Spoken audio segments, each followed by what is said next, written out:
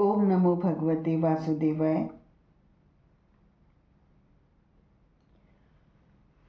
मैं प्राण स्वरूप कृष्ण आपके सामने कृष्ण दर्शन शास्त्र की सीरीज लेकर उपस्थित हुआ हूँ। आज का चैप्टर है 145 और शीर्षक है शरीर में ऊर्जा का विकास कैसे हो। शरीर में ऊर्जा का विकास कैसे हो। तो ये शरीर, पहली बात तो किसको मिला है, हमें ये ज्ञात होना चाहिए। यदि हम कहते हैं कि ये शरीर हमें मिला है तो हम कौन हैं, इस बात का भी ज्ञात हमें होना चाहिए। इस बात का ज्ञान हमें होना चाहिए कि शरीर हमें मिला है, लेकिन हम कौन हैं।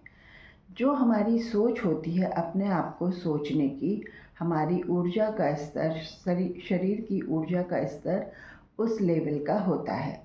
अगर मैं सोचता या सोचती हूँ कि मेरा अमुक नाम है और मैं इस नाम से हूँ और मेरे को शरीर मिला हुआ है, यानी कि मैं अपने आप को जो सांसारिक नाम है वह समझकर यूँ बोलता या बोलती हूँ कि ये शरीर मुझे मिला हुआ है, तो हम अपना जो भी नाम होगा, सोहन, मोहन, रोहन, नीता, सीता, गीता, जो भी हमारा नाम होगा, अगर हम कहते हैं कि ये शरीर मुझे इस नाम से मैं बोलती हूँ तो इसको मिला हुआ है, तो हम सुपरफिशियल मैं या सतही मैं पे रह रहे होते हैं, देह बोध पर रह रहे होते हैं। तो देह बोध के हिसाब से शरीर में जो ऊर्जा आती है वह देह बोध के हिसाब से आती है, जो कि आपको थकान का भी अनुभव कराती है। आपको शारीरिक श्रम ज़्यादा कर लें तो थकान का अनुभव कराती है। और अगर आप भोग विलास में लिप्त हैं तो वो आपको शरीर की बीमारियों और व्याधियों और उदासी और बुरे हालातों में भी धकेल सकती है शरीर की ऊर्जा। अगर आप अपने आप को जो मैं है, सतही मैं अपने नाम से बुलाते हैं कि मैं ये हूँ और केवल यही आपको ज्ञात है कि आप ये है, आपके शरीर का जो भी नाम रखा हुआ है आप ये हैं, यानी कि आप संसार की नश्वरता में जी रहे हैं, तो आप रोग भोग लिप्सा में लीन हैं, तो आपकी शरीर की ऊर्जा बहुत जल्दी ह्रासित हो जाती है, धीरे धीरे ख़त्म होने लगती है और आपको बुढ़ापे की तरफ धकेलने लगती है, आपके शरीर को रोगग्रस्त बनाने लगती है। अब आते हैं दूसरी बात पे। अगर हम अपने आप को सोचते हैं कि नहीं, मैं शरीर नहीं हूँ, मैं इस नाम से नहीं हूँ, मैं तो वह हूँ जो मैं सोच रहा हूँ, जो मेरे विचार हैं मैं वो हूँ। अगर आप अपने आप का तालमेल या आपकी तन्मयता आपके विचारों से इतनी रची बसी है कि आप जो भी विचार आपके दिमाग में आते हैं अपने आप को माइंड स्वरूप मान लेते हैं, मन स्वरूप मान लेते हैं, तो भी आपकी ऊर्जा ऊपर नीचे होती रहती है। आपके विचार अगर सुलझे हुए अच्छे आएंगे तो आपकी ऊर्जा का स्तर बढ़ जाएगा। आपके विचार अगर विकारों से ग्रसित आएंगे, क्रोध और वासना लिप्सा भोग से ग्रसित आएंगे, तो भी आप के ऊर्जा स्तर नीचे गिर जाएगा। तो ये आपकी सोच पर निर्भर करता है कि आप अपने आप को क्या सोचते हैं। अब मैं कहूँ कि ऊर्जा का स्तर जो बहुत ऊंचा होता है वो किस पर होता है, किस सोच पर निर्भर करता है।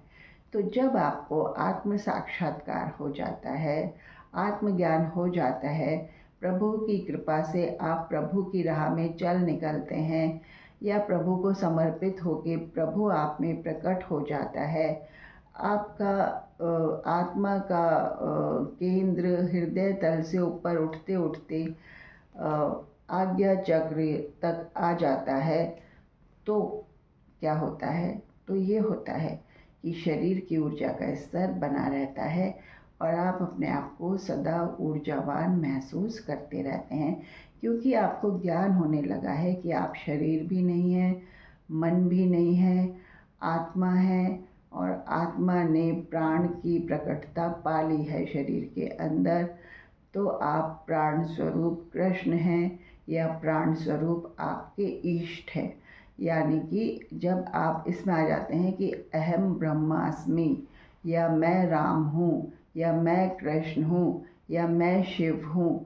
जब आपका तादात्म्य, आपकी तन्मयता, आपकी चेतना की आपके प्रभु से, आपके इष्ट से एकाकार हो जाती है, तो आपके इष्ट की ऊर्जा का लेवल ही आपके शरीर में हिलोरे लेने लगता है और आप ऊर्जावान महसूस करते हैं। ये ऊर्जावान आप एकदम से महसूस नहीं करते हैं।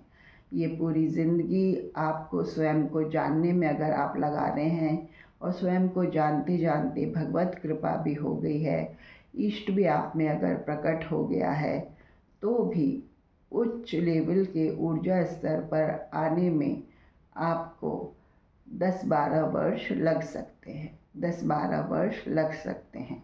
वरना जैसी आपकी सोच होगी, भगवत प्राप्ति के बाद भी यदि आप अपने आप को देह बोध में सोच रहे हैं या मन के बोध में सोच रहे हैं, तो आपकी ऊर्जा का स्तर ऊपर नीचे होता रहता है। प्रभु के साथ तादात्म्य या प्रभु के साथ एक रूपता या समरूपता जब महसूस होती है, तब आप जाने कि आपका ऊर्जा का स्तर बढ़ जाता है। तो ऊर्जा का स्तर, शरीर की ऊर्जा का स्तर हमारी सोच पे निर्भर करता है। जैसे हम सोचेंगे, हमारी ऊर्जा का स्तर उसके अनुसार ऊपर नीचे होता रहता है। प्रभु जब शरीर में प्रकट हो जाते हैं, तो क्या हम साक्षात प्रभु बन जाते हैं? क्या हम साक्षात भगवान बन जाते हैं?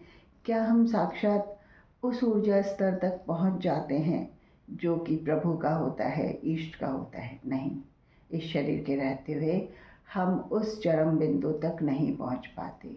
उस चरम बिंदु पर तो शरीर छोड़ने के बाद ही पहुंचा जाता है, और वो चरम बिंदु है मोक्ष।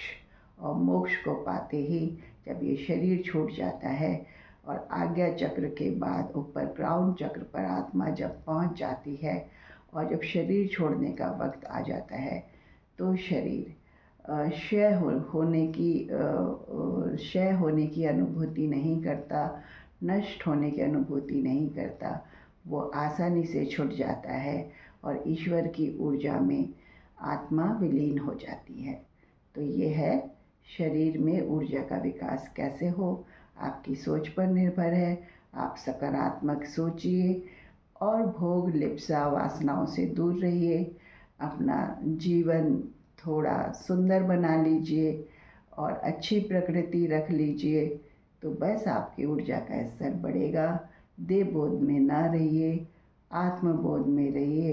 अपने आप को न मन जानिए न देह जानिए, अपने आप को आत्मा स्वरूप में पहचानिए और अपने मैं को जानने की कोशिश कीजिए। आपकी ऊर्जा का स्तर बढ़ने लग जाएगा। जय श्री राधे।